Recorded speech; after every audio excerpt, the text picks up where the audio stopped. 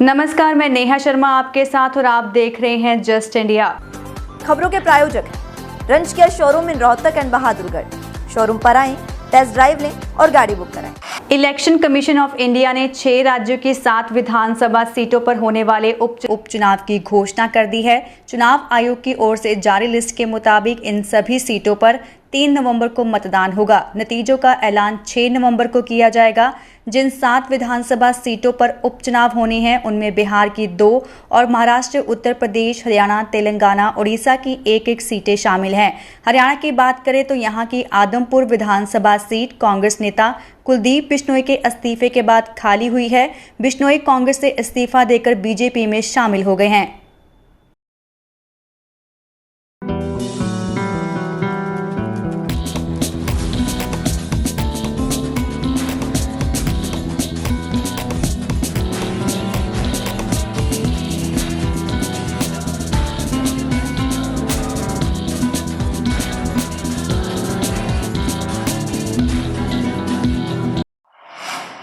पंजाब में गायक सिद्धू मूसेवाला की हत्या के बाद लगातार पंजाबी गायकों को गैंगस्टर्स द्वारा धमकियां दी जा रही हैं। इस बीच बताया जा रहा है कि पंजाबी गायक अल्फाज के साथ कुछ लोगों ने जमकर मारपीट की है।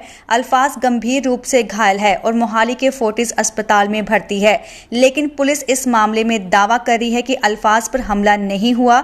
एक हादसे के दौरान वह घायल हुआ है। बताया जा रहा है कि पुलिस ने कार्रवाई करते हुए एक विक्की नाम के युवक को पंचकुला से गिरफ्तार किया है। बताया जा रहा है कि पकड़े गए आरोपी विक्की ने पुलिस को बताया कि उसका ढाबा मालिक से विवाद हो गया था। इसके बाद अल्फाज के साथ उसका एक्सीडेंट हो गया। घटना मोहाली के लांड्रा रोड की है। गायक अल्फाज पर हुए हमले की सूचना पॉप गायक हनी सिंह ने अपने इंस्टाग्राम पर उसकी तस्वीर शेयर करते हुए दी।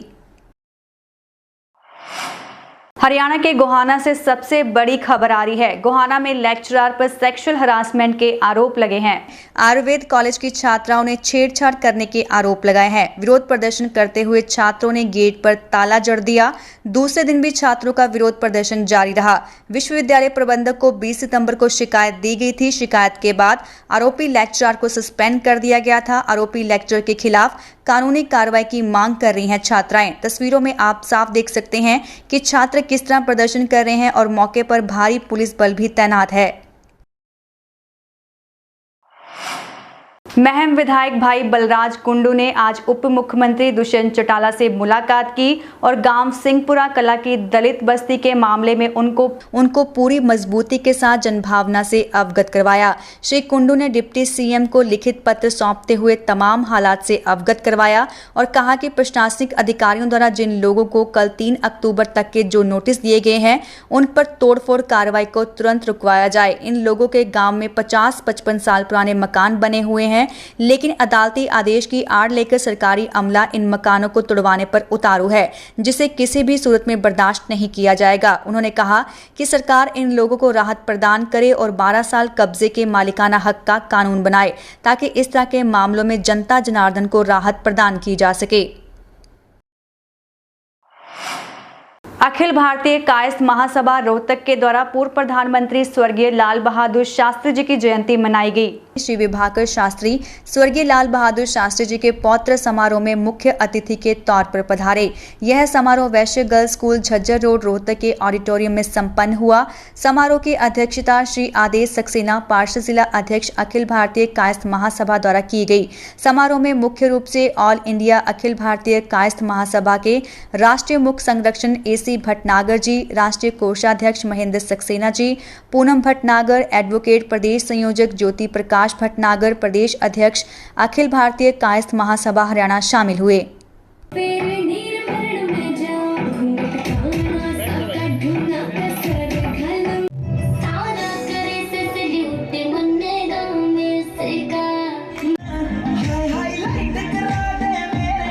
मैंने ये कहा था कि मैं इस कार्यक्रम में जरूर आऊंगा, लेकिन ये कार्यक्रम ना तो समाज का होना चाहिए बल्कि दोनों महान पुरुष जो इस देश में 2 अक्टूबर के दिन पैदा हुए थे, गांधी जी और शास्त्री जी, उनकी जयंती को इसको मनाना चाहिए।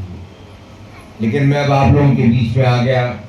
हमारे संरक्षक साहब AC भटनागर जी, उन्होंने ये बात कह दी तो उनको तो मैं उनकी बात का तो विरोध नहीं कर सकता हूं। मैं आपको ये विश्वास दिलाना चाहता हूं, मैं आज से नहीं हमेशा से ये चाहता हूं कि हमारा समाज एक साथ रहे।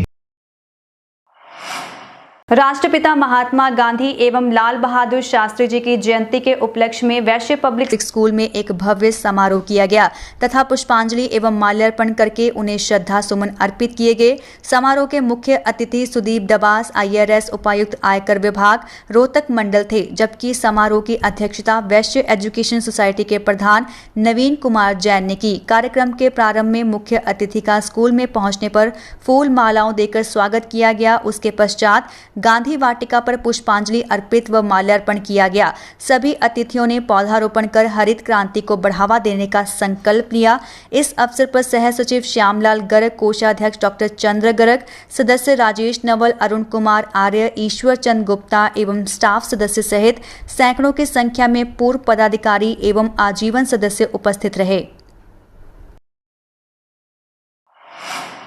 हरियाणा में पंचायत चुनाव का अभी ऐलान भी नहीं हुआ है कि पंचायत चुनाव को लेकर अभी से माहौल बिगाड़ने की कोशिश की जा रही है। जगाधरी के गांव मुंसिबल में देर रात एक अज्ञात शख्स ने बंद दुकान के शटर पर फायरिंग की और एक धमकी भरा खत भी छोड़ा। अज्ञात शख्स ने खत में लिखा कि अभी तो गोली दीवार में लगी है, अगर गाँव का सरपंच बना तो गोली उसके माथे में लगेगी।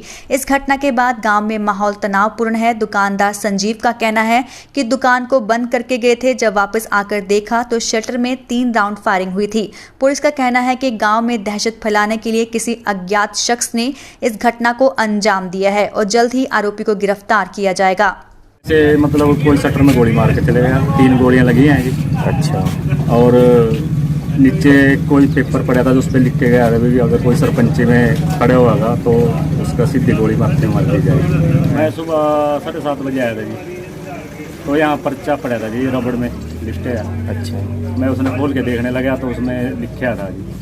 फिर मैं वो घर गया जिनके माइकर का बात है जी, ये सरपंच का इलेक्शन लड़ने वाली वो कह रही है गोली मार दी जाएगी। हाँ, यहाँ बातचीत करिए, लेकिन गांव में इस तरह कोई माहौल नहीं है। गांव में बड़ी शांति है। तो यहाँ के लोग कह रहे हैं, जो सरपंच मौजूदा सरपंच भी हैं, जो पुराने हारे हुए भी है, कि यहाँ पे इस तरह की कोई ऐसी बात नहीं है, ना कोई रंजिशन है, ना कोई ऐसी बात है। ये शरारती तत्वों का काम है, वो देख रहे हैं। लिख के लगा के नहीं गए, पर्ची फेंक के गया, जिस पर लिखा हुआ कि जो भी उसमें खड़ा हुआ तो वो फर्स्ट वार्निंग है, चुनाव में इलेक्शन में खड़ा हुआ सरपंच के उसके माथे में गोली मारी। और इसमें FIR दर्ज करके अपनी इन्वेस्टिगेशन कर रहे हैं, जाँच कर रहे हैं।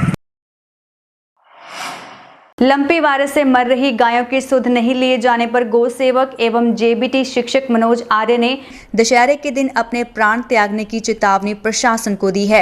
वायरल वीडियो व पत्र में गौ सेवक ने कहा कि गोवंश की दशा नहीं सुधरी तो लघु सचिवालय परिसर में ही दशहरे के दिन आत्मदाह कर लेगा। वह इसे लेकर दादरी के लघु सचिवालय परिसर में आत्मदाह की चेतावनी देने वाले गौ सेवक की पत्नी व बेटा के साथ गौ सेवकों ने धरना देते हुए भूख हड़ताल शुरू कर दी है। गौ सेवकों ने धरने पर प्रदर्शन करते हुए सरकार व प्रशासन से गायों की सुध लिए जाने की मांग की। इस दौरान गौ सेवकों ने अल्टीमेटम दिया कि सरकार ने जल्द संज्ञान नहीं लिया तो एक नहीं बल्कि अनेक गौ सेवक आत्मदाह करने पर मजबूर होंगे। गौ सेवक मनोज आर्य ने गायों में लंपी बीमारी से निजात दिलाने के लिए प्रशासन व सरकार से गुहार लगाई है। दशहरा के दिन दोपहर 12 बजे लघु सचिवालय में अपने प्राण त्याग देगा। प्रशासन के सामने गौ रक्षा की लिए जो इन्होंने मांग रखी हुई हैं गौ रक्षा सेवकों ने, वो बिल्कुल जायज़ मांगे हैं जो प्रशासन को इन्होंने मांगनी चाहिए। मैंने जब सोशल मीडिया के द्वारा ये सब देखा तो बहुत ही तकलीफ़ हुई और मैं इनके समर्थन में, इन जायज़ मांगों के समर्थन में ये घोषणा की है सुबह कि अगर प्रशासन इनकी मांगों को नहीं मानता है तो मैं दशहरे वाले दिन 12 बजे यहाँ अपने प्राण त्याग दूंगा सचिवालय के अंदर। देखिए, आज चौथा दिन है, भूख हड़ताल चल रही है, धरना चल रहा है और बिल्कुल शांति प्रिय चल रहा है। परंतु अगर सरकार नहीं मानी तो हमारे एक बड़े भाई ने जो इनको आगाह किया है अपनी जीवन लीला ख़त्म करने के लिए, तो वो एक नहीं है, अनेक हो सकते हैं। और ये है ना, सरकार होश में आ जाए। जन स्वास्थ्य विभाग के प्रदेश भर के ठेकेदार अर्बन एस्टेट स्थित जाट धर्मशाला में एकत्रित हुए और मांगों को लेकर सरकार के खिलाफ रोष जताया। इस दौरान जींद जिला अध्यक्ष भारत भूषण ने कहा कि प्रदेश भर में ठेकेदारों के करोड़ों रुपए के बिल अटके हुए हैं। सरकार के पास धन की कमी नहीं है। जीएसटी से काफी पैसा सरकार को मिल रहा है। इसके बावजूद विकास कार्यों के कामों की पेमेंट के भुगतान में देरी की जा रही है। पिछले दिनों सरकार ने कुछ पेमेंट भी की है। ठेकेदारों ने मांग की है कि पुराने कामों के टेंडर के हिसाब से पेमेंट का भुगतान हो। मेंटेनेंस की पेमेंट 2-3 साल से अटकी हुई है। सरकार उनकी मांग नहीं मानती है तो आगामी रणनीति बनाकर आंदोलन शुरू किया जाएगा। हमने चेतावनी ही दी है यहाँ पे कि भी हमारी पेमेंट की जाए।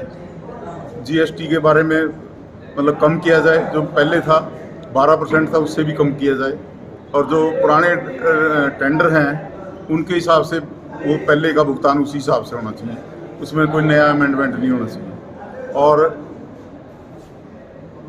मेंटेनेंस की पेमेंट है जो 2-3 साल से ठेकेदारों की रुकी हुई है, गरीब ठेकेदार हैं उनको बिल्कुल क्रश कर दिया है। टोकन नंबर किसी का उठा देते हैं, किसी को मिटा देते हैं, किसी का बना देते हैं। ये मोनोपोली खत्म होनी चाहिए अफसरों की। भारतीय जनता पार्टी युवा मोर्चा के नेतृत्व में देश के प्रधानमंत्री नरेंद्र मोदी का जन्मदिन पर 17 सितंबर से 2 अक्टूबर तक सेवा पखवाड़ा के रूप में मनाया गया, जिसके मद्देनजर भाजपा के युवा मोर्चा ने जिले की चारों रोहतक, गढ़ी सांपला, किलोई, कलानौर और रविवार को महम विधानसभा के मोखरा गांव के राजकीय वरिष्ठ माध्यमिक विद्यालय में विशाल रक्तदान शिविर का आयोजन किया गया।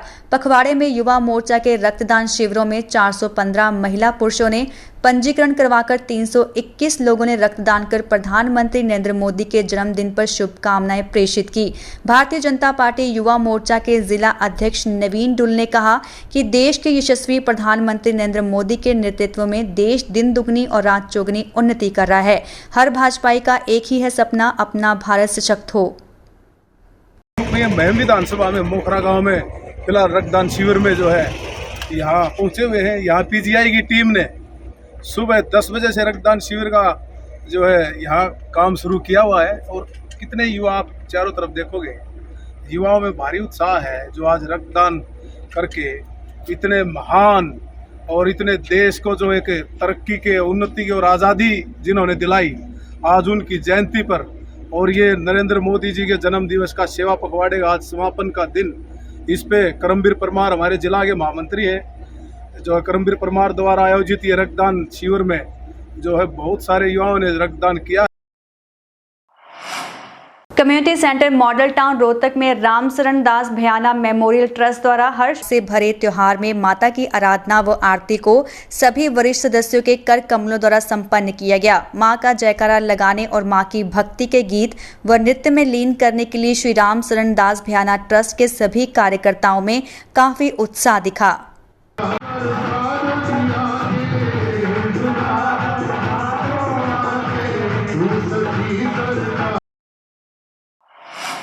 खबरों में फिलहाल इतना ही। देखते रहिए जस्ट इंडिया। नमस्कार।